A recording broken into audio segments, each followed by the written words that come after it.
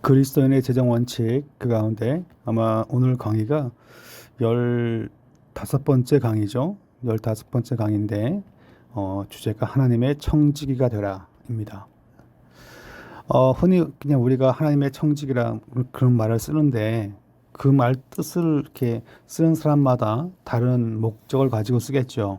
이 책에서 하나님의 청지기란 말은 어떤 뜻일까요? 밑에 보시면 하나님의 자원을 관리하는 책임을 맡은 자로서 재정을 운용하라. 그렇게 이제 말하고 있습니다. 내가 쓰고 싶은 대로 쓰는 것이 아니라 하나님의 자원이라고 믿고 그 다음에 책임을 가지고 운용하는 것이 필요하다라고 말합니다. 그 다음 페이지 가시면 이렇게 첫 번째 문단을 우리가 천천히 잘 읽는 게 중요합니다. 첫 번째 문단이 전체를 잘 지배하고 있는데 그 구장을 통해 알 수 있는 5가지 재정적인 원칙 중에 두 번째는 일용할 양식에 대한 것으로 이런 개인적인 필요를 위해 소비하는 돈을 일컫는다.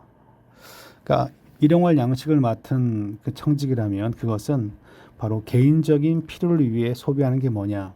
하나님께 이제 하나님의 것을 하나님께 드린다는 것을 이제 14강까지 다루었는데 그리고 남아서 또 다 쓰고 남은 돈이 있으면 그 돈을 어떻게 쓸 것인가. 그 얘기를 지금 다루고 있습니다. 많은 그리스도인들이 이 영역에 대해서는 하나님을 배제해 버린다. 그러나 하나님은 우리가 개인적인 용도로 돈을 어떻게 쓰는지에 대해 큰 관심을 갖고 계신다. 그다음 문단 보시면 현대 사회의 한 모습을 잘 보여주죠. 만몬의 영이 소비 중심 사회를 조종하는 방법 중 하나는 사람들 안에 엄청난 필요를 만들어내는 것이다. 필요하지 않은데 자꾸만 광고에서 혹은 SNS를 보면 이거 필요하다고 막 그런 식으로 광고를 막 때리죠. 필요하지 않는데 시장의 파이는 일정한데 새로운 파이가 있다라고 광고를 때리는 거죠.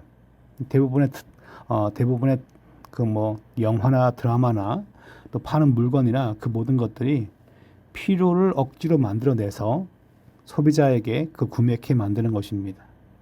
옷이나 장신구나 뭐 가전제품, 자동차, 집 같은 경우에도 물론 뭐 굳이 그냥 보수적으로 기존 걸 계속 입고 그냥 누리며 살 수 있지만 사회는 새로운 걸 소비시키도록 그렇게 조장합니다. 새로운 걸 소비시켜야지만이 사회가 굴러가죠. 좀 다른 얘기인데 그 미국 동요 가운데 할아버지가 물려준 그 괴종시계라는 게 있어요. 그게 이제 큰 그 괴종시계죠. 저도 어릴 때 시골에 가면 아주 큼지막한 키가 거의 한 1m쯤 되는 그런 시계가 있었습니다. 30분마다 한 번씩 땡 하고 칩니다. 새벽에 그것 때문에 깹니다. 시끄러워서 깨는데 그 괴종시계 만든 회사가 처음엔 좀 힘들었는데 그 미국 역사를 보면 드디어 영국 수입 그 회사 제품을 앞지르고 시장을 다 지배합니다. 근데 얼마 못 가서 그 회사가 망합니다. 왜냐하면 평균 수명이 40년, 50년이었어요. 근데 지금 같으면 사람들이 한 5년 쓰면 또 새로운 걸 만들고 새로운 걸 만들어서 필요를 생산하죠. 대학생 때 많이 보급된 게 그 뻐꾸기 시계인데 전 국민이 다 뻐꾸기 시계를 다 하나씩 가렸습니다. 나중에 시끄러워가지고 뻐꾸기가 울지 못하게 그냥 만들어 버리고 했던 기억이 있습니다. 다 이것이 이제 소비 중심 사회의 어떤 모습을 보여주고 있죠. 지금 여기 보시면 자, 일단 삶 가운데 11절 생활화 했다면 이게 발달 단계입니다. 그러니까 이 단계를 잘 거쳐오지 못하면 그 다음 레슨에 있어서 우리가 좀 제대로 또 깊이 있게 잘 들어가지 못하는데 11절을 생활을 했다면 그 다음 단계는 하나님 자원의 청지기 관리자가 되는 거다. 모든 자원은 하나님의 것이죠. 그렇다면 내가 헌금하고 남은 돈이라 해서 내 마음대로 쓰는 것이 아니라 청지기 정신, 관리자 정신으로 써야 하는 거죠. 매번 과외에서 다루는 질문이 있습니다. 얼마면 충분한가? 이 질문은 상당히 중요한 거죠. 왜냐하면 이 얼마가 충분히 있음에도 불구하고 새로운 걸 벌고 싶어 하는데 목적이 없으면 잘못된 용도로 쓰게끔 됩니다. 그 다음 페이지 보시면 누구도 당신을 대신하여 이 질문 답해 줄 수 없다. 당신은 주님과 마주 앉아 주님의 눈을 바라보며 이 질문에 솔직히 답해야 한다. 우리 가정은 한 달에 한 500이면 됩니다. 라고 하면 500 가지고 감사하면 되는 거죠. 네, 정말 그런 마음인가? 600이면 더 감사하고 700이면 더 감사한다. 감사를 했기 때문에 다 면죄부가 주어지는 걸까요? 이 만모니즘에 대하여? 그건 아닙니다. 그렇기 때문에 이 앞에 나와 있는 얼마면 충분한가에 대한 질문은 상당히 중요한 질문이죠. 근데 사실 이제 이런 개인적인 소비, 이 책에서 말하고 있는데 11조를 드리고 예물 드린 다음에 개인적인 소비에 대해서 그 누구도 교회에서 그것을 앞선 선배가 후배에게 그 어떤 구역장이나 구역원에게 뭐 이렇게 설명해주고 지도를 거의 잘 하지 못합니다. 금기된 사항이죠. 그 얘기를 지금 얘기합니다. 그러니까 사실 교회 내도 보면 과소비나 주식을 부적절하게 하시거나 부적절하게 한다는 것은 주식에 대해 잘 모르면서 하는 분들이에요. 책 한 권, 두 권 보고 하시는 분들 참 많죠. 그러니까 주식은 뭐 기업에 대한 투자라고 말하는데 책 한 권 본 분들이 다 그렇게 얘기합니다. 도박이잖아요, 도박. 어떻게 보면 모르고서 전문가가 아닌데 주식을 하시는 분들은 도박이에요, 도박. 주식은 부동산 투자를 권유하기도 하시고 망하기도 하시죠. 서울을 제외하고 지방도 수도권 좀 멀리 내려가면 전국적으로 부동산 다 망합니다, 지금. 그런데 우리는 누군가에게 설득을 하기도 하고 설득당하면서 부동산에 투자하기도 합니다. 경마는 누가 보더라도 도박인데 이건 뭐 스포츠라고 얘기하시는 분들도 있습니다. 빠지신 분들이 그런 얘기를 하겠죠. 더 나아가면 도박인데 그러니까 이런 얘기를 교회 내에서 보면 교회 내에서 이런 문제를 겪는 분들이 적지 않습니다. 근데 대부분 이걸 말하지 않습니다. 말하지 않고 잘못된 투자라고 그거 사지 말라고 거기 가지 말라고 그거 구매하지 말라고 목회자가 말해서 들을 것 같으면 제가 말을 합니다. 근데 제가 말해도 듣지 않거든요. 목사님이 뭘 아십니까? 라고 얘기해요. 그럼 본인은 뭘 알고 그걸 하는 걸까요? 이 모든 것들을 말하고 있는데 만모니즘의 그런 병폐를 벗어나지 않고 단순히 그냥 뭐 투자입니다. 아시고 투자하는 건 투자고요. 모르고 투자하는 것은 다 도박입니다. 만모니즘이거든요. 네, 뭐 지나갑시다. 더 얘기했다가 마음이 아파집니다. 얼마면 충분한가에 대한 답을 잘 제시 못한다면 우리가 돈을 더 벌면 그냥 생각이나 계획 없이 다 써버린다는 거예요. 소비하기 쉽다. 그리고 청지기로 생각하지 못하기 때문에 내가 이게 주님 주신 것을 관리한다라고 느끼지 못하고 마음대로 써버리죠. 항상 뭘 느낍니까? 재정적인 결핍을 느끼는 거죠. 그러니까 앞체부터 나와 있는 11조 문제와 이 문제는 잘 연결되어 있습니다. 그러니까 중간중간에 이제 어떤 뭐 만몬의 영, 제가 그런 표현 싫어하는데 그런 걸 제외하고 이 저자는 상당히 아주 신랄하고 정확하게 이 모든 문제를 찝어내고 있습니다. 물론 성경 해석은 또 틀린 게 많아요. 그 밑에 보시면 그 다음 페이지 보시면 이 누가복음 16장에 나오는 불의한 청지기에 대한 비유가 있어요. 이 친구가 주인에게 빌려간 자의 것을 서류 증서를 위조해가지고 값을 고쳐주죠. 그랬을 때 주인은 이렇게 말합니다. 네가 정말 참 지혜롭게 잘하였다라는 거죠. 이렇게 말합니다. 주인이 이 옳지 않은 청지기가 이를 지혜 있게 하였으므로 칭찬하였으니 라고 말합니다. 그러니까 이 구절이 상당히 좀 해석하기가 쉽지 아니한데 하여튼 이 말씀을 가지고 우리가 적용해 보는 것은 그거예요. 어, 세상에서 하나님이 우리에게 맡기신 그 재물을 마음대로 쓰는 것이 아니라 지혜롭게 계획적으로 잘 써야 한다는 걸 얘기합니다. 수입은 많아요. 투잡, 쓰리잡 뛰면서 수입은 많은데 재정은 왜 모이지 아니할까요? 라고 한다면 지혜가 없는 거예요. 몸을 혹사해 가면서 일을 했는데 돈은 왜 모이지 못할까라고 한다면 지혜 없이 그냥 청지기 정신이 없이 그냥 열심히 뛴 거죠. 그러니까 여기에 대해서 우리가 상당히 심각하게 고민을 해봐야 합니다. 청지기의 삶이란 책임을 수반하는 것인데 주인의 소유를 무책임하고 부당하게 관리했는데 마지막에는 머리를 써서 자신의 미래를 기획한 거죠. 숫자를 바꿔줘서 그랬을 때 주인에게 돈을 빌려간 자가 근데 이제 여기에 대하여 지금 뒤에 보시면 지인이가 그 최근에 일부 그 성경 해석자들의 해석을 그렇게 이제 채택합니다. 그게 상당히 논란의 여지가 되는데 하여튼 그걸 쓰고 있어요. 네, 그 내용을 좀 더 보면 지금 이게 이 두 페이지 세 페이지가 다 이 성경 해석과 관련된 것입니다. 그러니까 유대인의 법을 따르면 본래 이자를 받지 않고 빌려주는 게 원칙입니다.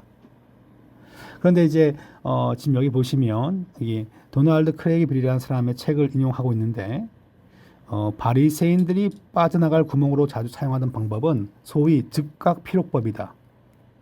즉각 피로법이라는 게 여기 설명되어 있는데요. 지금 당장 쌀이 필요해요. 그건 그 지금 쌀을 안 주면 굶어 죽으니까 이런 것들은 이자를 받을 수 없다. 바리새인들이 이제 이렇게 돈 많은 사람들을 대신해서 성경을 해석해 주었다는 거죠. 그러니까 즉각 필요하면 즉각 옷이 필요하고 즉각 뭐 밀이 필요하고 빵이 필요하면 빌려주는 것은 이자를 내지 않는 것이 이제 원칙이라는 거죠. 근데 만약에 그다음 페이지 보시면 재고를 넉넉히 구입해 두기 위한 목적 등으로 돈을 빌린다면 이땐 이자를 받아도 된다라고 바리새인들이 당시에 해석을 했다는 거죠. 율법을 모세 율법을 왜곡한 것이다라고 비판하는 것입니다. 그래서 이 사람은 말하기를 이렇게 잘못되게 모세 율법을 왜곡해 주면서 바리새인들이 돈 많은 기업가로부터 어떠한 뒷거래로서 돈을 받았다라고 이렇게 설명합니다. 지금 여기 보시면 대가로 청지기들은 자신들이 받아 챙긴 이자의 일정 비율을 바리새인들에게 떼어 주었던 것이다.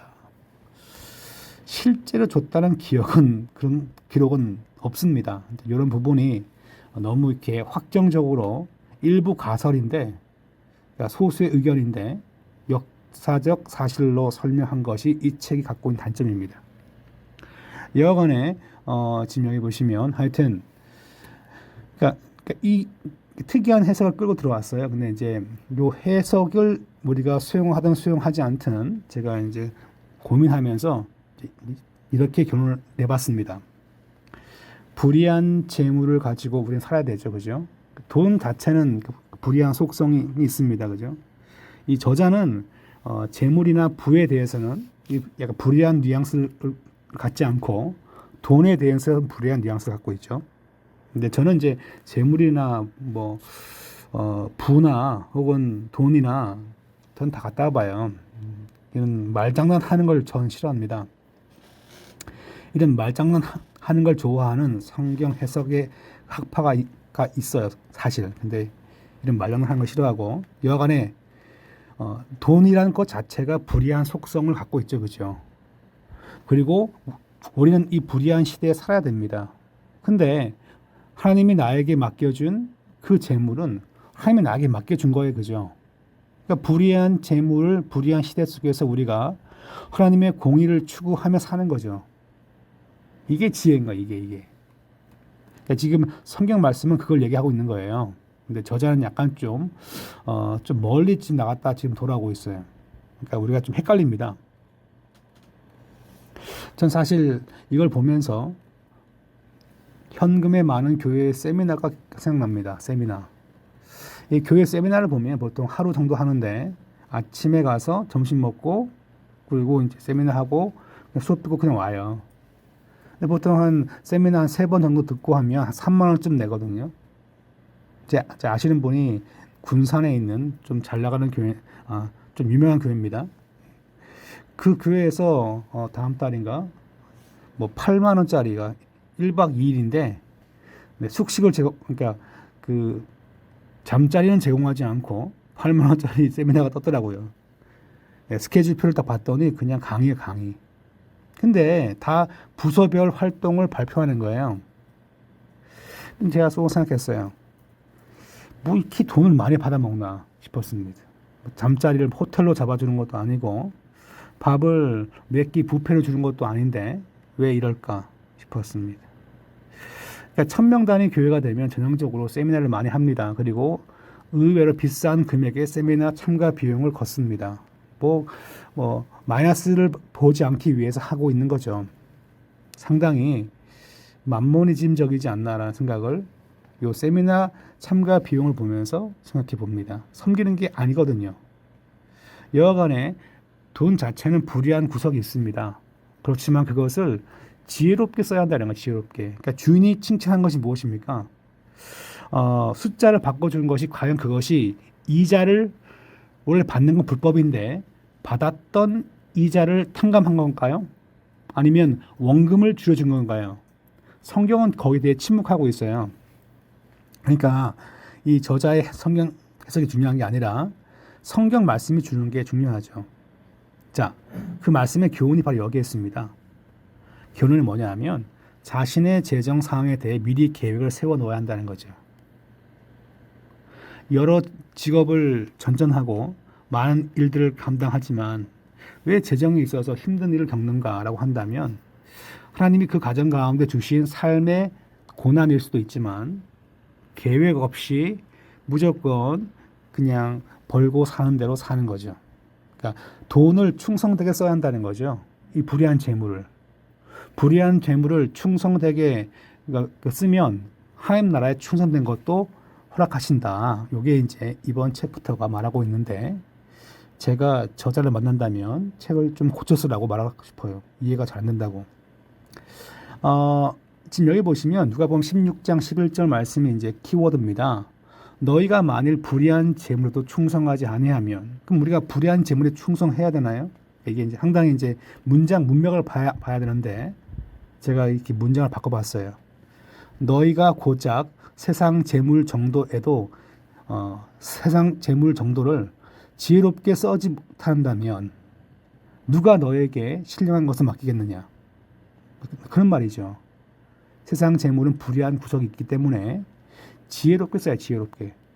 그러니까 우리도 역시 마찬가지로 그렇게 써야 한다는 것입니다. 제가 이렇게 뭐 설명을 해놨는데 뭐 설명이 약간 난해하다고. 예. 언뜻 잘 머리에 들어오지 않더라고요. 요 내용이. 하여튼 재물에 매이지 않고 재물을 지혜롭게 써야 되는데 우리가 11조 떼고 뭐 감사 헌금 떼고 주일 헌금 떼고 뭐 공과금 떼고 그 나머지 돈은 내 마음대로 쓴다. 그런 마음을 버려야 한다는 거예요. 그건 역시 지혜롭고 하나님의 방법대로 써야 한다는 것을 요 청지기 섹션이 교훈을 주고 있습니다. 마지막이죠. 자, 다 읽지 않고요. 자, 우리는 하나님의 큰 은혜를 받고서 어떤 은혜도 받고 재물도 받습니다. 근데 통로가 뭐냐? 하나님이란 통로를 통해서만 받아야 한다. 그래야만이 남용하지 않고 잘못 사용하지 않게 되는 겁니다. 자, 우리가 남에 속한 것, 즉 재물과 돈에 대한 충성을 배운다면 우리는 하나님의 은혜와 아울러 참된 것, 하나님의 불을 충성스럽게 맡을 수 있게 된다. 예. 돈에 대한 충성이 아니라 돈을 가지고 충성스럽게 산다면이죠. 이게 좀 번역이 이게 문제인지 아니면 저자가 돈을 좋아하는지 모르겠지만 제가 보기에 번역을 좀 이렇게 의역을 좀 했어야 하는 건데 오해 소지가 있습니다. 그러니까 재물과 돈을 가지고 충성스럽게 사는 것을 배운다면 그 다음에 하나님의 주신 신령한 것을 누린다는 거죠. 그러므로 이번 섹션은 그래요. 그러니까 청지기라는 것이 처음에 저자가 언급했듯이 하나님의 것을 드리고 남는 그 돈에 대하여 내 마음대로 쓰는 것이 아니라 하나님 앞에 기도하면서 뜻을 따라 쓰는 것이 필요합니다. 사고 싶은 걸 사는 것이 아니라 소비하고 싶은 대로 소비하는 것이 아니라 신령한 지혜를 구하면서 나에게 주어진 생활비조차도 그렇게 쓰는 것이 지혜임을 얘기하고 있습니다.